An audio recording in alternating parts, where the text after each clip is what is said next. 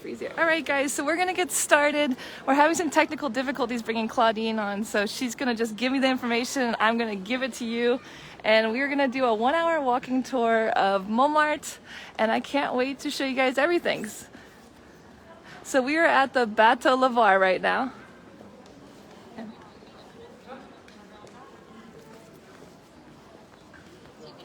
Sure, let's try that. Okay, go ahead. Okay. Can you hear me? Yep. Go ahead. Can everybody hear me?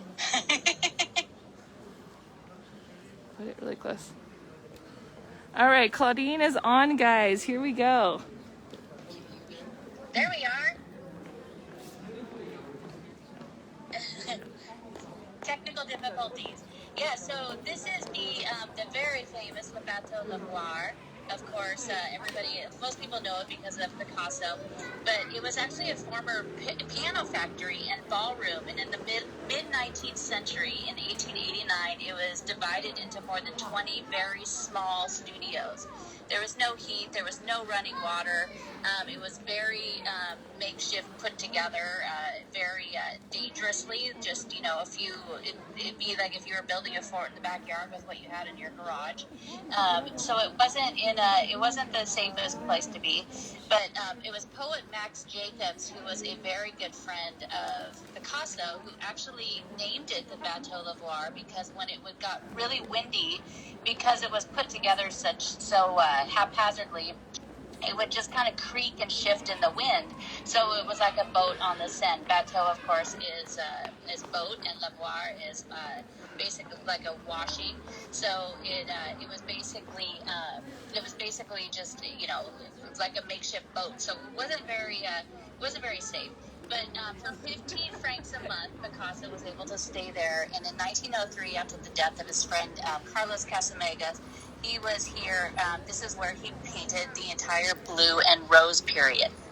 So he painted that all in here. He also painted the Demoiselle painting that at the time most people absolutely hated. Now it's one of his greatest paintings, of course.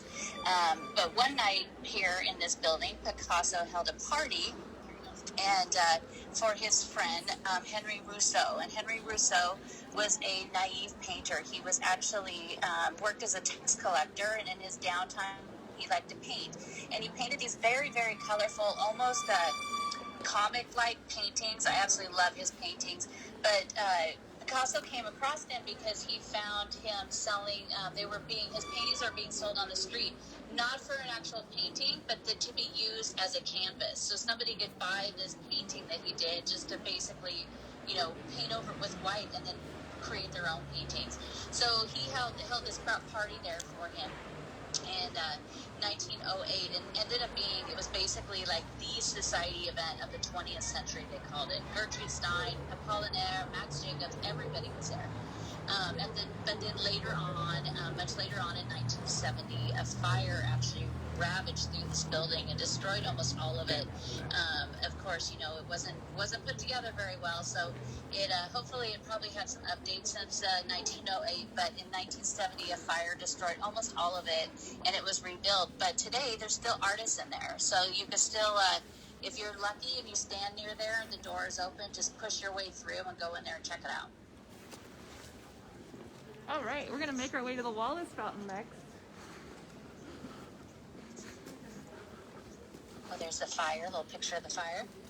It's delayed.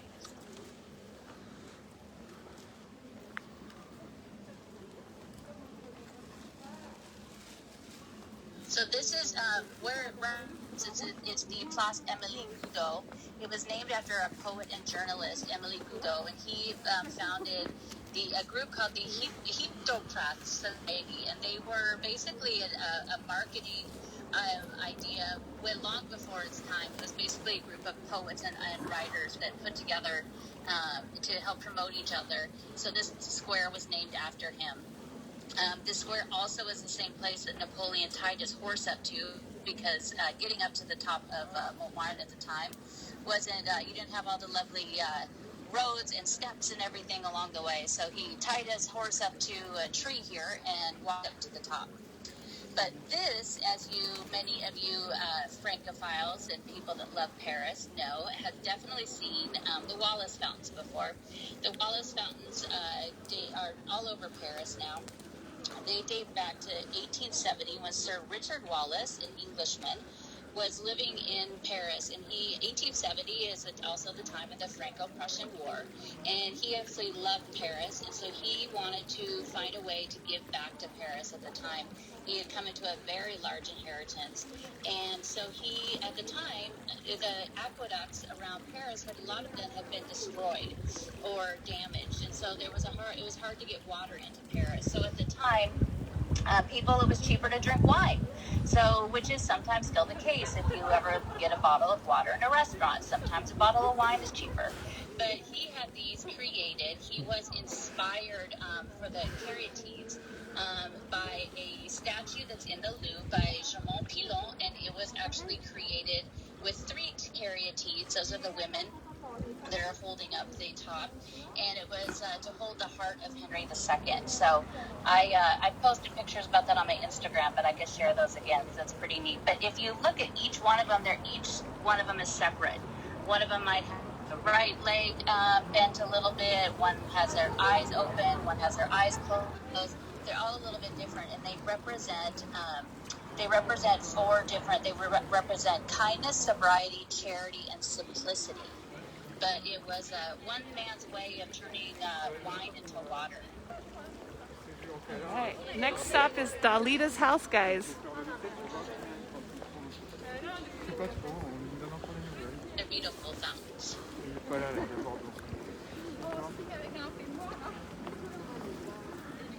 So now as we get close to, we're going to go down Rue d'Orchamps, and this is it's a short little elbow of a street. It was once on the street also was the Studio Renoir. This is where he painted Suzanne Dalida, who was subject of one of our very first podcast episodes. I think it was the very first. She was a painter herself. She became a painter, but she was a model. Renoir painted her on this street in the very famous dancing paintings, 2 of which are in the Orsay. So he painted them right down on this street. At the very end of the street, Dalida, who is also one of our ladies from the podcast, she lived at the very end of the street. If you are looking straight down, I think my video might be a little bit behind, but if you look straight down the street, the really beautiful white the big windows on the corner, that is where she lived. But it also, before she lived there, MGM, actually, the American film company, actually owned it for a short period of time. They used it as their office, and they used it for lodging for their actors when they stayed there. So Paul Newman and Faye Dunaway and Gene Kelly, a bunch of people actually stayed in this house before Dalida.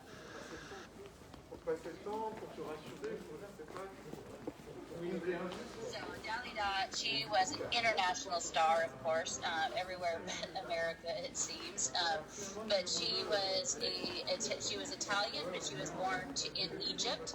Her parents were Italian, and in 1954, she decided she wanted to move to Paris and become a star. She had seen the movie Gilda. Rita Hayworth, which is one of the best movies ever made. It's definitely Rita Hayworth's best movie. She saw that movie and wanted to be a part of, she wanted that to be her life. So she up and moved to Paris and chased all of her dreams. And in 1967, she actually moved to this location. That's where the brick is and those big, beautiful windows. She lived here until she died in 1987 as an international star as she was. She didn't have as much luck in her love life. She had many partners that had killed themselves, and she even did early on to try to kill herself. But later on, when her last partner died, she on May 3rd, 1987, overdosed on pills, washed down with whiskey, and died in this home, which is very sad. Dalida lived a tortured life. She did. She had a beautiful home, though. Fancy clothes. Very fancy clothes. French chair. She She's our friend Cher, that's right. We always try to work Cher into any episode we can. All right, guys, we're moving on to one of the very few windmills still left in Paris. And there's some very interesting history about this building, which Claudine's going to share with you next. Yeah, there's this. Yeah, we're going up that little teeny tiny street over here, and when we get out there to the left is the Moulin de la Galette, and you might know this painting, or you might know this building because of the very famous painting that Renoir did of this. Maybe because he was so close to it, he just walked down there and checked it out. It dates back to the 17th century when windmills actually dotted the hills all over Paris. And it was in 1809, it was the Debray family. They began to make this brown bread, and it was known as a galette. So that kind of gives where it gets its name from. During the Napoleonic Wars, the first one time, 3 of the men in the family were killed. Tragically, one of them, the soldier that killed him, actually basically attached him to one of the blades on the windmill, which is just horrible. But in his surviving son, in the 1830s, changed the mill into a dance hall. And in 1830, it became in the back there was a garden, and a pretty big garden. You could go in there and have dances, which is what Renoir, of course, captured in his very famous painting. But a lot of other artists also painted here as well, including Van Gogh, quite a few of them. Okay. That's one of my favorite paintings. I love that painting, the Moulin de la Galette. I know. You could just look at it for hours and just look at all the different people. How's everyone doing? Can you guys hear us okay? Can you hear Claudine okay? Is the video quality okay for you? Give us a heart if you can hear us and it looks okay. It looks great to me. We love hearing from you. We're gonna pass one of my favorite artists' little homes. He paints animals and he paints people's pets. Giuseppe's gonna show you his beautiful paintings. Going close, it's really beautiful. He paints people's pets.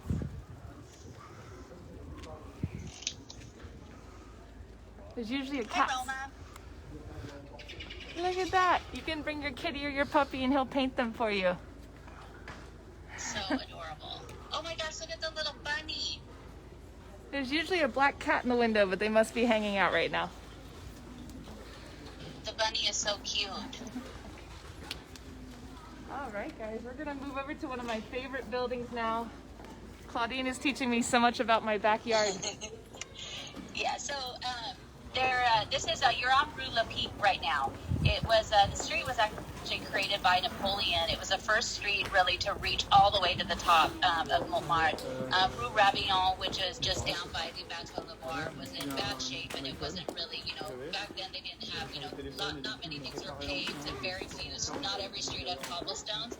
So it was actually named Rue Lampere. So of course, Napoleon named the street after himself. But it's also, we go down the other way, which we'll do in another tour, we're the home of Degas and Van Gogh, both Theo and Vincent, just down the street on the other side. You can see everybody's out. It's Sunday. The shops are open again. No restaurants, just shops, and people are doing their shopping for Christmas. It's quite busy. Very busy. So right when we come up here, there's a little park over on the right. It is the Place Jean-Baptiste Clément, and it dates back to 1905. It's named after a French singer and lyricist.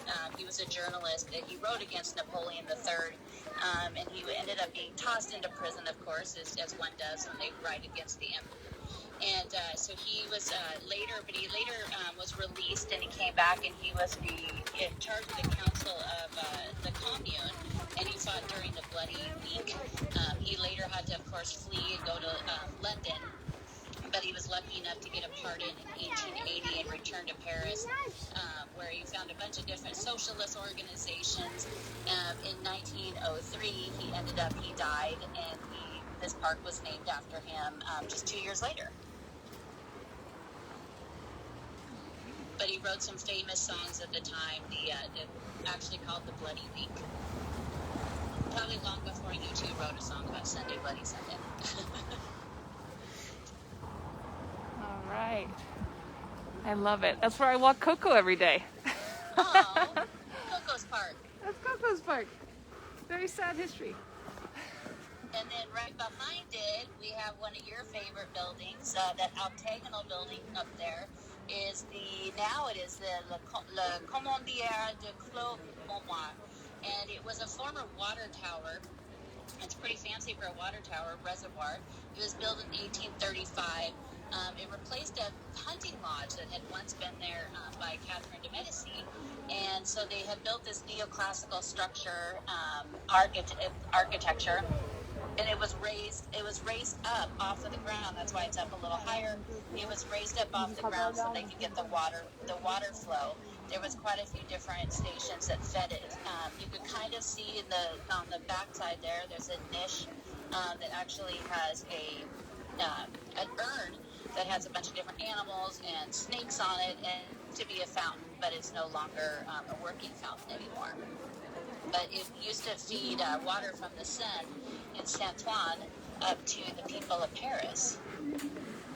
And it was decommissioned in 1927, and it ended up becoming the office for it's the organization that kind of oversees the wine industry and the vineyards in Paris. It has some really beautiful doors on it.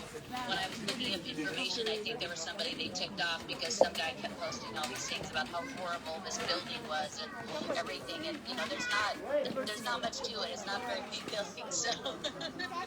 Des petites sucettes. Attends, on va Oh, voir. nice. There's a little plaque on Rue Dorvin. And then right behind it is one of Krystal's favorite buildings, one of her favorite creepy buildings. It is called La Folie Saint-Dran, and it was owned originally by Antoine Saint-Dran. He bought the property, and he built a home there in 1774, and it was originally called the Palais Bellevue. And he actually made his money in candles and candlesticks. So he built this huge building up there. At the time, there wasn't a whole lot up in Montmartre. So he built this big house overlooking Paris. The house stuck out, and the people around there actually call it the Folie Saint-Dran because folie is basically madness and crazy, which is funny because its next stint in history becomes it literally becomes a crazy house. The house in 1795, it was sold to a wine merchant, and in 1806 it was bought by a doctor named Dr. Prost. He purchased the house, and he basically turned the 24 rooms into an asylum. And he had a very different approach to mental health. He wanted to actually treat people with kindness. He was a very nice doctor, but he ended up treating quite a few people there, including some very famous poets and singers. It was very expensive to go there, but he actually would treat artists for free, which was good because at the time that's what Montmartre was filled with, was so many artists. But now Krystal's convinced it's haunted. Everything's haunted.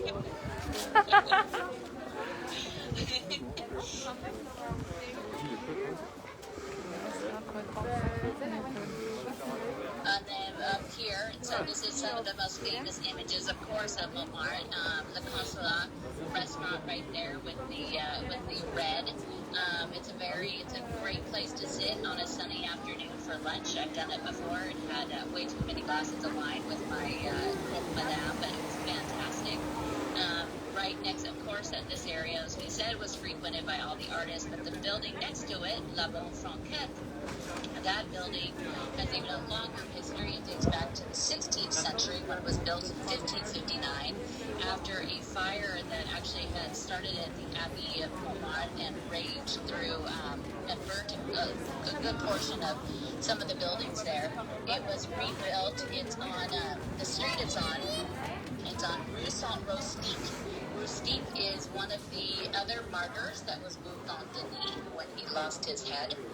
So he has a street named after him. He doesn't have all the statues in Paris like Saint-Denis has, but So here, when Haussmann began to cut through Paris, he actually the artists and stuff, they were drawn to Montmartre because it was so much cheaper to live up there. So, you know, when Haussmann was hunting through, especially the left bank, they all moved over to here. And they all used to hang out here. Degas and Renoir and Picasso, over time, all of these artists used to frequent this place. At one point, it used to be an inn. It's not an inn anymore, so you could have stayed up above it. But there is a back patio, and Van Gogh painted one of his paintings called La Vignette, which is he painted in the backyard, which you can see at the Orsay now.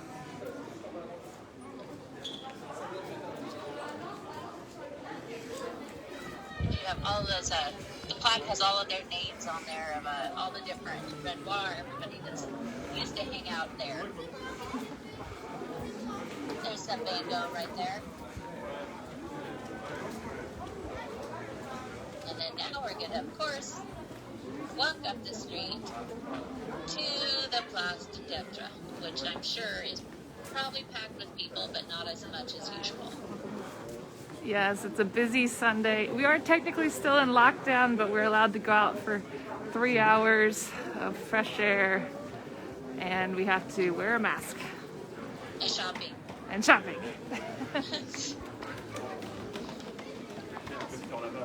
I'm sure the souvenir sellers aren't selling a lot these days. But Place de Detre, as everybody knows, is the artist's square. It was formed in the 14th century. It was a center of the village. Oh, yum, give me that.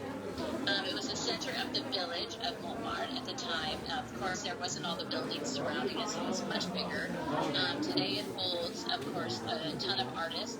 There's more than 300 artists that actually use the space. They alternate the days that they are actually working. So one to three different artists will share one little spot. And it dates back to 1635 when it was created as a public place. At the time, artists used to come up there, but it wasn't, the same kind of artists that we have up there today. Each artist pays 550 euros for a year. There's a 10-year waiting list to be able to get a spot up there. You have to prove your artistic abilities. So Krystal and I are out as far as getting to become painters in the Place de Detre. But it holds also a lot of history. Right behind you, there's a plaque up above that in 1898, a very young 19-year-old, Renaud, took his he called it a voiturette, his very small car, and told everybody he was going to drive it up to the top of Montmartre. People thought he was crazy. He drove this very small car, as you see, 1898 up to the top, and people lined the route cheering for him. And when he got up there, he ended up getting 15 orders for his brand new little car.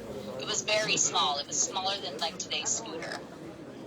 And then, of course, right here, Le Mer Catherine, that restaurant is one of those things where some historians or some people like to disagree with it, but it was in 1814 when the Russian Cossacks were in Paris. They loved, of course, to find anywhere where they could get some drinks, and so a lot of them were up here at Montmartre. They went to Le Mer Catherine, and they yelled out they wanted some wine, and they wanted it quick, and so the French, or the Russian version of quick was bistro, bistro. So they screamed out bistro, bistro, and now so many different eating establishments in Paris as bistro, which it says right up there on the little awning. But some people, of course, say that that's not where it came from, but it's a great story. I like that.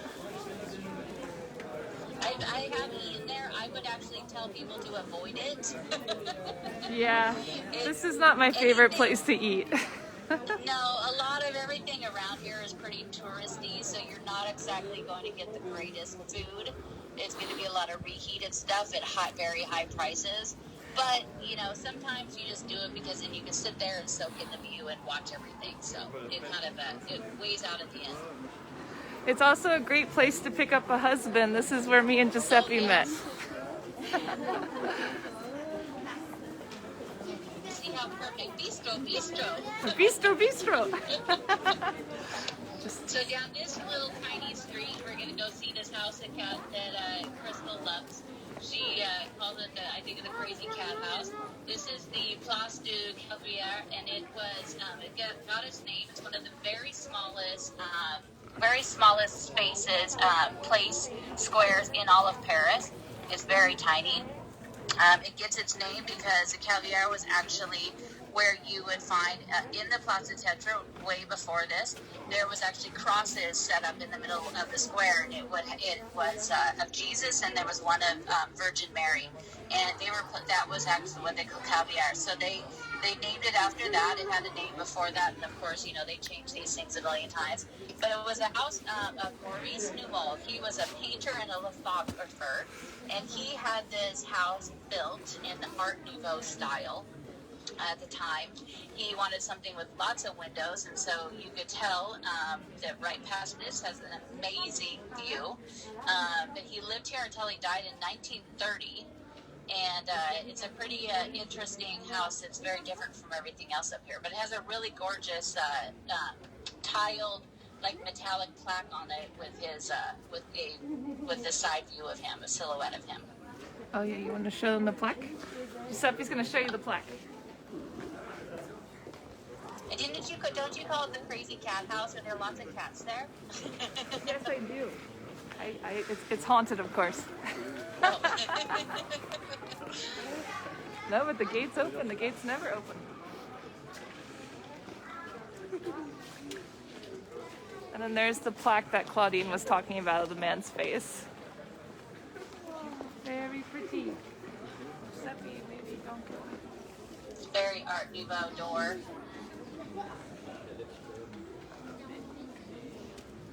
Okay. Yeah, it's got like a little glistening to it, a little bit of gold in there. Oh, look, the little peepholes, a little spider web. Pretty creepy, eh? And an owl. Let's go to the Marie. Okay, next we're moving on to the Marie. There's a view of Paris for you guys. We're getting closer to sunset, guys. Can you show the stairs? Hopefully we don't have too many clouds. Yeah, it looks pretty cloudy today. We've had some pretty epic sunsets lately. I wish we could visit inside, but it's a private home, so sadly not. Yes. Can you show the Eiffel Tower? It could be one of those places that sometime maybe they open them in September for the Journée Patrimonial, but I'll keep an eye out for it and let everybody know. Yeah. We look at it from our bedroom, and I'm always wondering who lives there. But I've seen the family park their car one time. It's a nice older couple. I wanted to say, be my friend. With la Marie.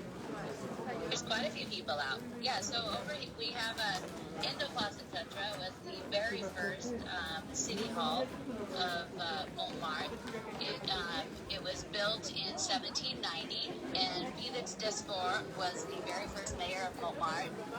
We're gonna kind of see him again in a few seconds after this, but it was very small. It was just kind of over here in the middle of at the time, it wasn't filled with artists and tourists like it is today. But it was the very first mayor's office of Montmartre. I'm sure they probably wish that lovely little bakery was right next to them at the time.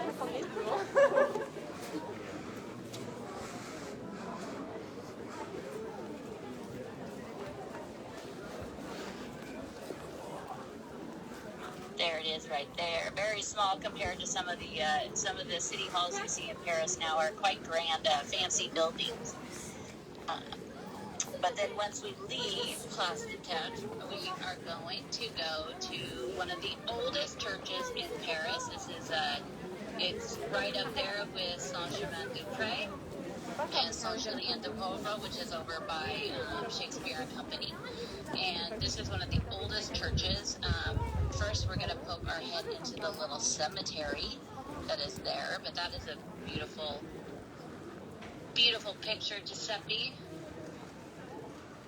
Giuseppe's a great cameraman. Let's hear it for Giuseppe. Good job, Giuseppe. Thank you, Claudine. You're the best.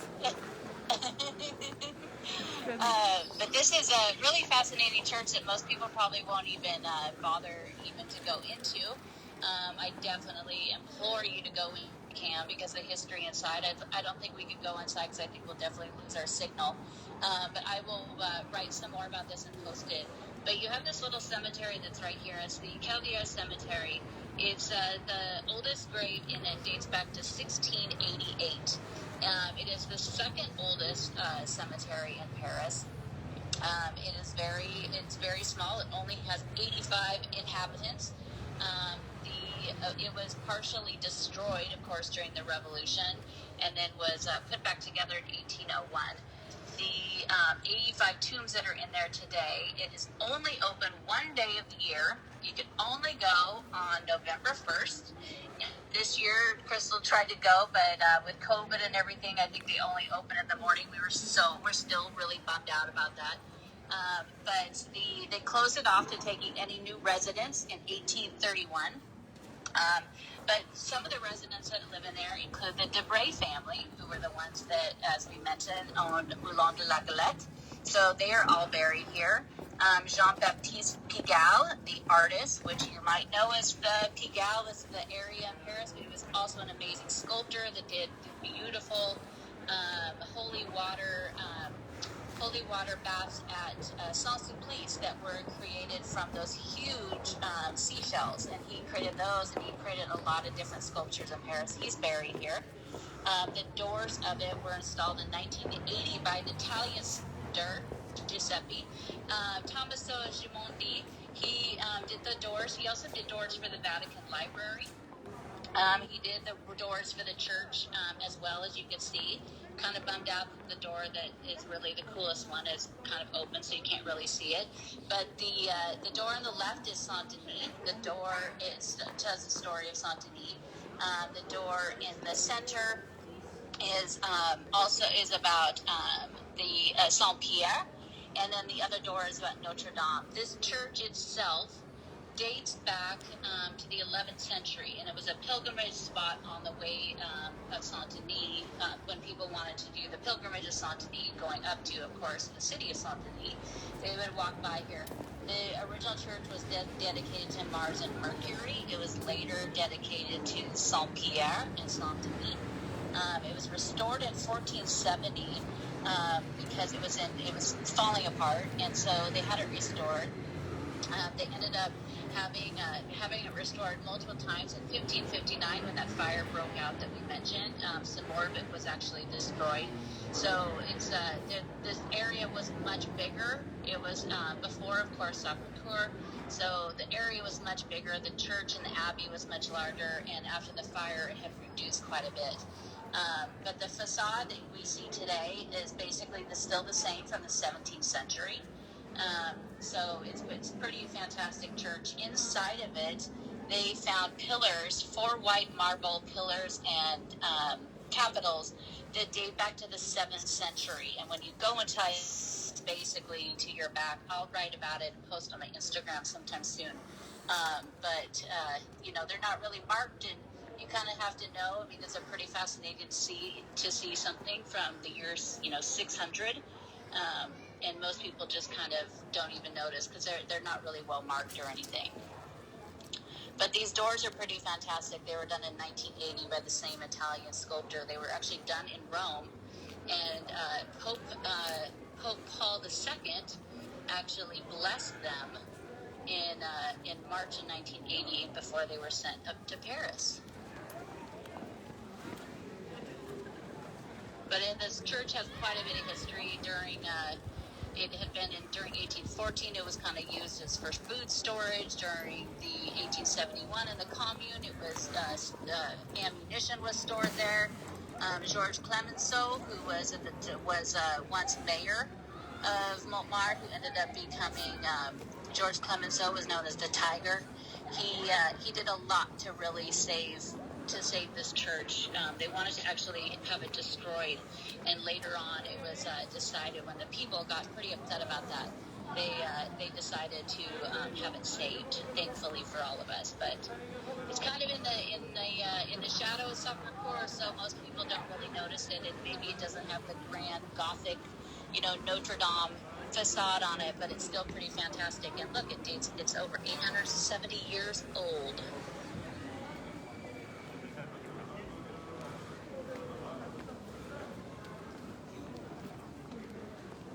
It's really pretty inside too. And not many people go inside, so you kind of have the whole thing to yourself. No one's ever in there. Giuseppe No. goes in there a lot. It's always empty. I went in there one day and then ended up, sometimes if you look around, they actually have a little book that you could buy there about the church, and it's actually really well done. And I was wandering around and taking a million pictures, and then I ended up talking to the lady in there, and she asked about it. So it was, I think they probably like that, because I think most people come in and take a picture and walk out. Yeah, you can make a friend in there. They don't get much attention. No. So now we're heading back toward.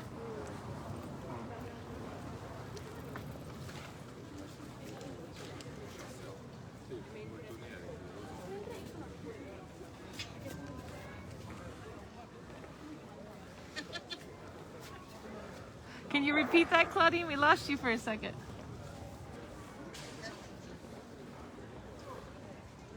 Can you hear us okay?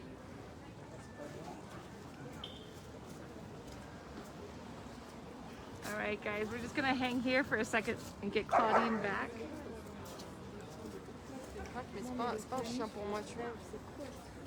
Maybe you can show them the Eiffel Tower. Are you there? Yeah, here we go. Claudine's back, guys. I think we had the same little blip here the other day when we did the test.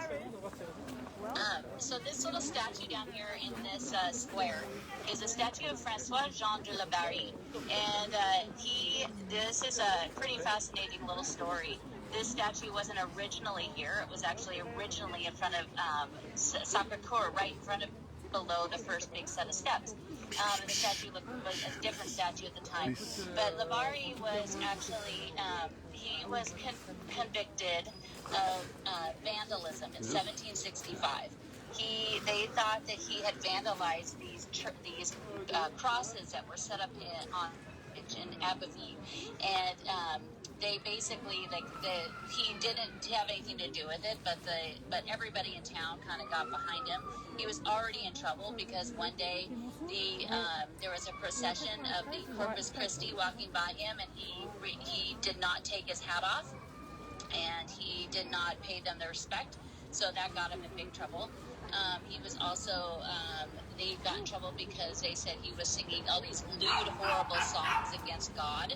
So he was in a lot of trouble. So they decided in 1766 that he was going to be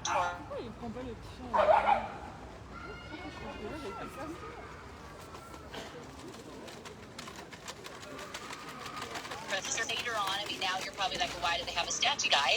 But later on, it was Voltaire at the time was a huge proponent and tried to help, trying to help at the time before he was even killed. This isn't right. This isn't what happened. And of course, that didn't work. So he was killed.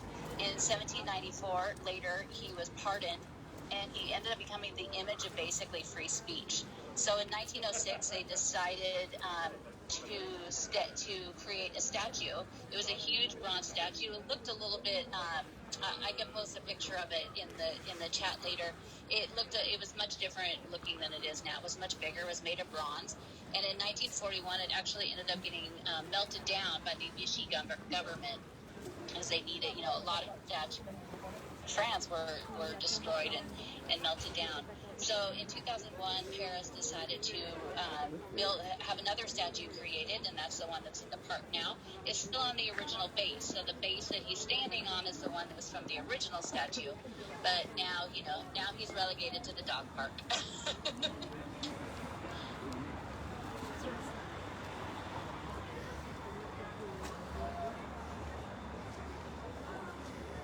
And of course, we now have we have Sacré-Cœur up at the top of Montmartre, the beautiful church that isn't very old when you think of the timeline of Paris. In 1870, it was decided that they wanted to build a basilica to dedicate it to the national. Of course, it's the year of the Franco-Prussian War. So they wanted to have this church built. Originally, they were going to have it, their thought was to build it where the Opera Garnier is right now, which is that amazing, beautiful building. But it was already under construction, so that was out. They also thought about putting it over at Chaillot, which is Trocadero, but that was out, which is great. Could you imagine Montmartre without Sacré-Cœur on it? And so one day, the Archbishop of Paris, Joseph Hippolyte Guibert, decided that he went for a walk and had a vision and decided that it needed to be built here because this was the former, this is the place of the martyrs. That's where Montmartre gets its name, Mountain of Martyrs, because of Saint-Denis and his two friends. And so they decided to be built up here. And on June 16th, 1875, the very first stone was laid there. It's a very special stone. It's a gypsum. It's because the hill below of it was all gypsum and had been, so much of it had been mined. They had to dig very deep into the ground to get it stabilized so they could build this big, beautiful church. It was mostly done in 1914, but because of World War I, they couldn't finalize it and consecrate it until October 15th, 1919. So it's only just 101 years ago that Sacré-Cœur, you think it's been there, hundreds and hundreds of years. But they had opened it up that day, and at 7:30 in the morning, they ended up having a procession of the relics of Saint-Denis and his friends through the church. As I was saying about the white stone is a special stone. It's from the Chateau Landon quarries. It has a special state in it that when it gets wet, it actually brightens it up and it cleans itself. So when it rains, as it does in Paris, it actually cleans the church and keeps it looking white and beautiful. And everybody, I'm sure, if you've been up there, I'm sure you've gone inside of it. I always go inside and take 1,000 pictures, but then somebody says, oh, you can't take pictures, but they never stop you and just walk right past them. But on the very front, you have the two statues. On the left is Saint-Louis. Of course, Saint-Louis is the one who brought the relics. He was a king, King Louis the 19th, or the 9th, sorry. He came to and brought back the crown of thorns and some of the other relics. And on the right side is our very favorite Joan of Arc. And Krystal, have you walked up to the top of it? Have you done the I've done it several times. I love going up to the top of the domes. It's beautiful. And now, hopefully, we're close to the time of sunset.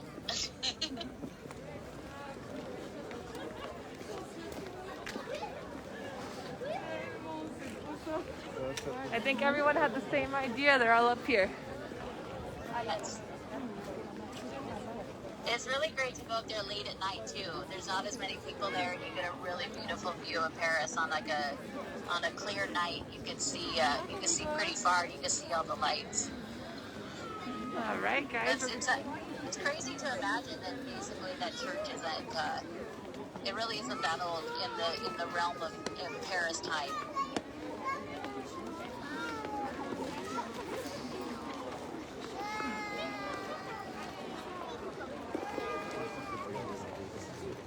Maybe one day we'll have to take a little sneaky walk inside.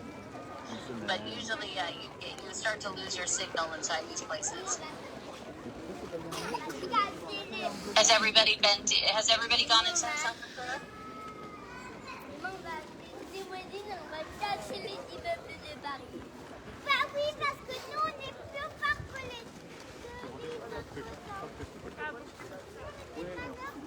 We're getting close to the sunset, which is what everybody else is doing.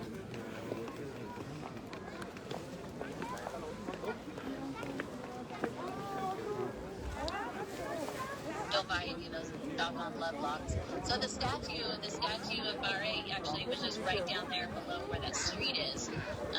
Basically, it just sat right down there before it was actually a street, right in front of Sacré-Cœur. of course, you have this building over here that everybody takes pictures of. If you go down the steps and with the grass, you get an image of it looking like the building is sinking into the ground. All right, guys, so we are at the top of the hill. We were hoping for an epic sunset because we've been having so many great ones, but it's pretty cloudy today. So just so we can show you this beautiful light over here, though, where the sunset would normally be. It's just, we have a lot of cloud coverage.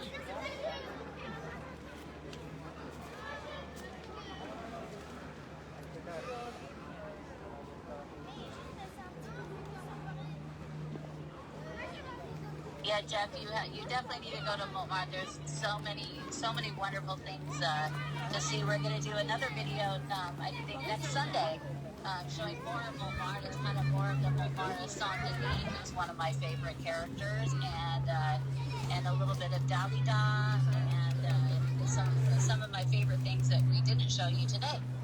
You get a nice sunset behind the Sacre-Cœur. Gorgeous light. Yes. Sunset light is my favorite as a photographer. It's so pretty. Well, we hope you guys really enjoyed this tour. Claudine is a genius. She's a historian. She's a writer. She gives tours. And we love her. And I work with her on the podcast La Vie Creative. Every Monday we talk about a different woman in French history, Paris history avec a Hemingway. So you can just look up La Vie Creative podcast. Anywhere you can listen to podcasts, you can find us.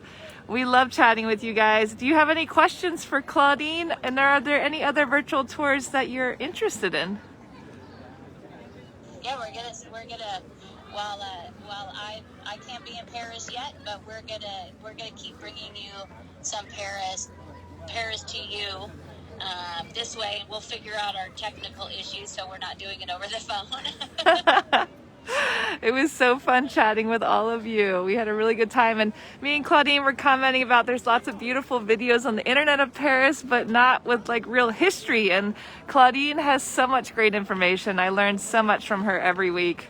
So we hope that you guys enjoyed this, and we love hearing from you. So if you have a tour that you are interested in, let us know. Claudine, what was the next tour we were thinking about? We were going to do another one at Montmartre, do the other side, but Saint and the Dalida, and one of my favorite other sculptures of the man coming out of the wall, and that story is a pretty fantastic one, but we'll do that little area next time. And I see a lot of people saying Saint-Germain or Odeon. Well, definitely, if you know me and you follow me, you know that is my Odeon especially, is my very favorite part of Paris, so we'll definitely do one over there too. We are excited for that. Oh, I love it. I learned so much with Claudine. Thank you guys for paying and tuning in. We want to give you guys the best that we can possibly give, so we really appreciate. Me and Giuseppe will say goodbye on video real quick. Giuseppe, well, actually, here I am. Hello. Wait. Yeah, thank you all so much, and we'll figure out. So we have our technical issues, but this was still really fun to be able to share it with everybody and to show you. And there's Krystal. There's me. And where's Giuseppe? Oh, Giuseppe's getting ready. He's getting camera ready. Oh, there he is. Giuseppe's obviously the cameraman, not me. Look at this. That's my little Sicilian. We love him. Thank you guys so much. And please send us some message and tell us what you want to see next.